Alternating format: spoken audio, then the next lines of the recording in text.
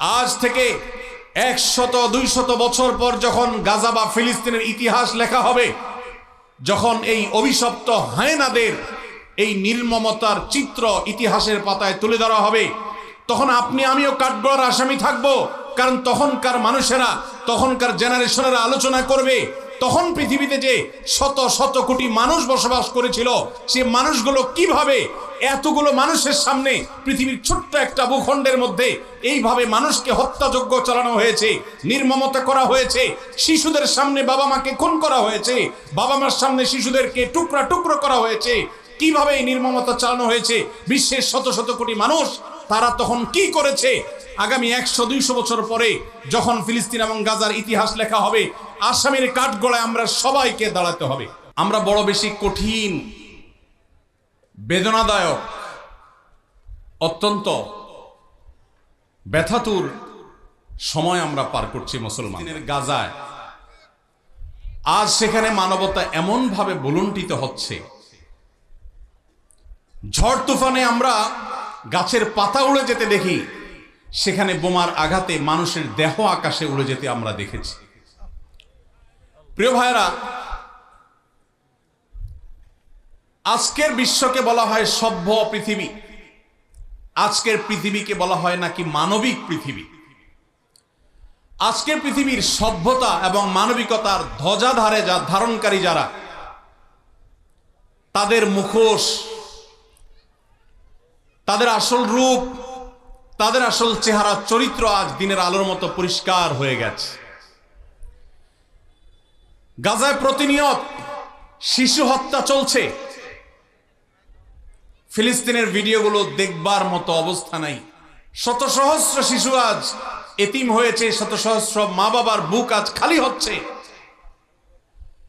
যারা নারী অধিকার নিয়ে পান থেকে চুন খসলেই চিৎকার চেঁচামেচি করে, সেই মানুষগুলো আজ পাথর হয়ে গেছে। তাদের চোখের সামনে শত সহস্র মা বোনকে আজ খুন করা হচ্ছে। কষ্ট হয় একটা শহর, একটা জনপদকে এইভাবে মাটির সাথে মিশিয়ে দেওয়া যায়। সবচেয়ে অবাক করা বিষয় হলো, এই হায়েনারা, এই অভিশপ্ত ইহুদিরা, এদের সবচেয়ে বেশি সমর্থন প্রকাশ্য দিবালোকে যারা করে, তারাই আমাদেরকে সবচেয়ে বেশি সকাল বিকাল মানবতার সবক শুনাইতে আসে। প্রিয় ভাইরা আমার, আজ পৃথিবীর তথাকথিত সভ্য, তথাকথিত উন্নত দেশগুলো প্রকাশ্য দিবালোকে এই অভিশপ্ত দেশকে তারা সমর্থন করছে, যারা মুসলমানদেরকে তাদের ভূখণ্ডে যুগ যুগ ধরে আজ খুন করে আসছে, তাদের রক্ত নিয়ে হোলি খেলায় মেতে উঠেছে। আজ সেখানে মানবতার চিৎকারে, আর্তচিৎকারে আকাশ পাতাল ভারী হয়ে উঠছে। এতগুলো মানুষের সামনে পৃথিবীর ছোট্ট একটা ভূখণ্ডের মধ্যে এইভাবে মানুষকে হত্যাযজ্ঞ চালানো হয়েছে, নির্মমতা করা হয়েছে, শিশুদের সামনে বাবা মাকে খুন করা হয়েছে, বাবা মার সামনে শিশুদেরকে টুকরা টুকরো করা হয়েছে, কিভাবে এই নির্মমতা চালানো হয়েছে বিশ্বের শত শত কোটি মানুষ তারা তখন কি করেছে। আগামী 100-200 বছর পরে যখন ফিলিস্তিন এবং গাজার ইতিহাস লেখা হবে, আসামির কাঠগড়ায় আমরা সবাইকে দাঁড়াতে হবে। আল্লাহর কাছে আমরা ক্ষমা চাই। হে আল্লাহ, আপনি আমাদের অক্ষমতাকে মাফ করে দিন, আমাদেরকে আপনি সক্ষমতা দান করুন। মুসলমান দেশগুলোর যারা তথাকথিত নেতা হিসেবে দায়িত্ব পালন করছে, আল্লাহ আপনি তাদের ঈমানী চেতনা বৃদ্ধি করে দিন, তাদেরকে মুসলমান হওয়ার তৌফিক দান করুন, তাদেরকে মানুষ হওয়ার তৌফিক দান করুন। ভাইরা আমার, ফিলিস্তিন ইস্যুতে আমার 3টি কারণে অনেক বেশি অনুতাপ হয়, আফসোস হয়, আক্ষেপ হয়। প্রথমত, সারা বিশ্বের মুসলমান দেশগুলো তো বটেই, অনেক অমুসলিম দেশেও হাজার হাজার লক্ষ লক্ষ মানুষ নির্যাতিত ফিলিস্তিনিদের সমর্থনে তারা রাস্তা বের হয়েছে, প্রতিবাদ করেছে, তাদের কষ্ট লাগার কথা তারা প্রকাশ করেছে। পৃথিবীর দ্বিতীয় বৃহত্তর মুসলিম দেশ বাংলাদেশ, এদেশের মানুষের মধ্যে ধর্মীয় আবেগ অনেক বেশি। আমরা অন্যের কষ্ট এভাবে দেখতে পারি না। এত সত্ত্বেও এই দেশে আজও পর্যন্ত ফিলিস্তিনিদের প্রতি সহমর্মিতা প্রকাশ করে একটি উল্লেখযোগ্য লক্ষ লক্ষ মানুষের কোনো গণজমায়েত এই দেশের মাটিতে এখনো পর্যন্ত হয় নাই। আমার লজ্জা হয়, কষ্ট হয় যখন দেখি ফিলিস্তিন ইস্যুতে প্রত্যেক দল আলাদা আলাদা ব্যানার নিয়ে 2-4-10,000 মানুষ নিয়ে তারা প্রতিবাদ করে। এটাকে ফিলিস্তিনিদের সমর্থন নাকি নিজের দলীয় প্রচারণা একমাত্র আল্লাহ তাআলা ভালো জানেন। আমরা ফিলিস্তিন ইস্যুতে সকল দল মত চিন্তা দর্শনের ঊর্ধ্বে উঠে মানবিকতার জায়গা থেকে সবাই এক কাতারে দাঁড়িয়ে একটিবারের জন্য বিশ্বকে আমরা জানিয়ে দিতে পারি বাংলাদেশের মানুষজন আমরা ফিলিস্তিনি মাজলুম মানুষদের সাথে আছি। আল্লাহ আমাদের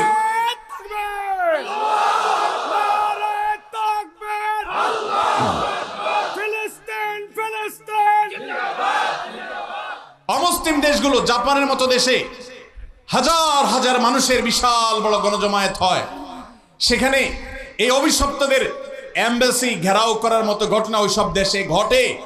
দুর্ভাগ্যজনক বাস্তবতা, আমাদের দেশে যার যার মতো আমরা কথা বলি, আমরা মিছিল করি, ব্যানার নিয়ে দাঁড়াই, প্রতিবাদ করি, মানববন্ধন করি, কিন্তু সবাই ঐক্যবদ্ধভাবে বিশ্বকে জানাবার মতো একটা ঐতিহাসিক সমাবেশ, ঐতিহাসিক গণজমায়েত আমরা আজও করতে পারি নাই। ইনশাআল্লাহ অচিরেই সেটা হবে। আল্লাহ আমাদেরকে সেই তৌফিক দান করুন। দ্বিতীয় আমার আফসোসের কারণ ফিলিস্তিন ইস্যুতে, আপনারা জানেন অন্য অমুসলিম দেশগুলোতে পর্যন্ত, খোদ আমেরিকাতে পর্যন্ত ইহুদিদের বিভিন্ন প্রোডাক্টগুলোকে অত্যন্ত কার্যকরভাবে বয়কট করা হয়েছে। আমাদের এই দেশে প্রত্যেকটা দোকানে দোকানে, প্রতিটা দোকানে দোকানে আপনি পাবেন ইহুদি পণ্যে পরিপূর্ণ ভরপুর সয়লাব।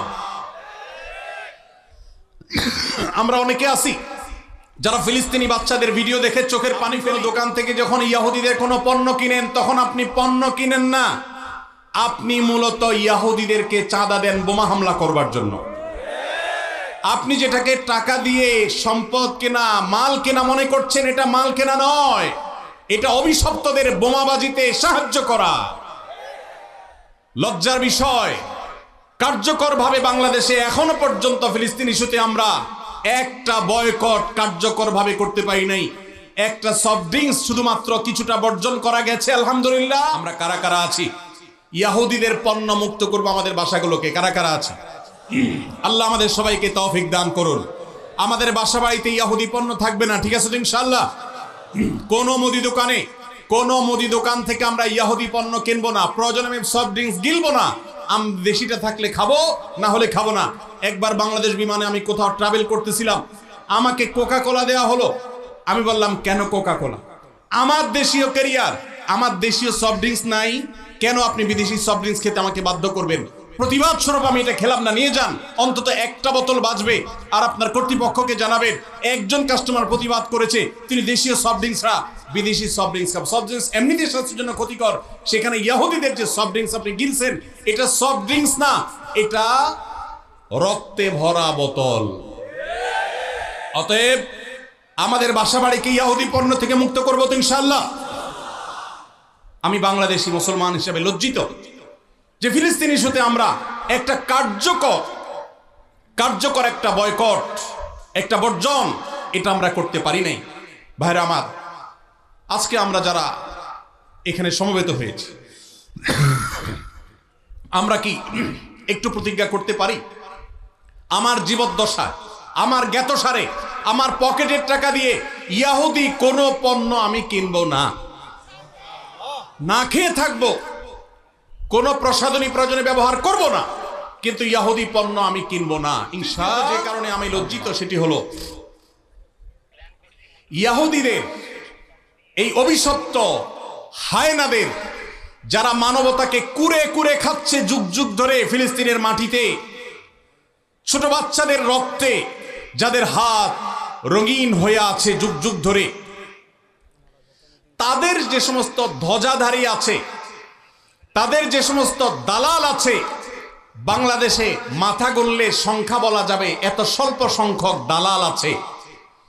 এই কট্টর সেকুলার বামপন্থী কিছু দালাল, মুসলিম বিদ্বেষী কিছু দালাল, যারা ইহুদিদের দালাল, এই মুসলমানদের ভূখণ্ডে, ধর্মপ্রাণ মানুষের ভূখণ্ডে তাদের গলা যখন উঁচু দেখি তখন আমার লজ্জা হয়। আমরা এই দালালদের উঁচু কণ্ঠ যদি এদেশে শুনি, তাহলে এর চেয়ে বড় লজ্জার বিষয় আর কিছু হতে পারে না। মানব ইতিহাসের সবচেয়ে বড় হত্যাযজ্ঞ চালানো, সময়ের সবচেয়ে বড় হায়না এই ইহুদিদের সমর্থন যারা করে, তারা মানুষরূপী পশু ছাড়া আর কিছু হতে পারে না। অথচ এই মানুষগুলোই আজ আমাদের সবকিছু ঠিক করে দেয়। তারাই আপনার নীতি নির্ধারণের ভূমিকায় তারা অবতীর্ণ হয়, তারাই আপনার আইন ঠিক করে দেয়, তারাই আপনার নীতি নির্ধারণ করে দেয়, তারা আপনার সবকিছু বলে দেয়। জাতি হিসাবে আমাদের জন্য এর চেয়ে বড় লজ্জার বিষয় আর কিচ্ছু হতে পারে না।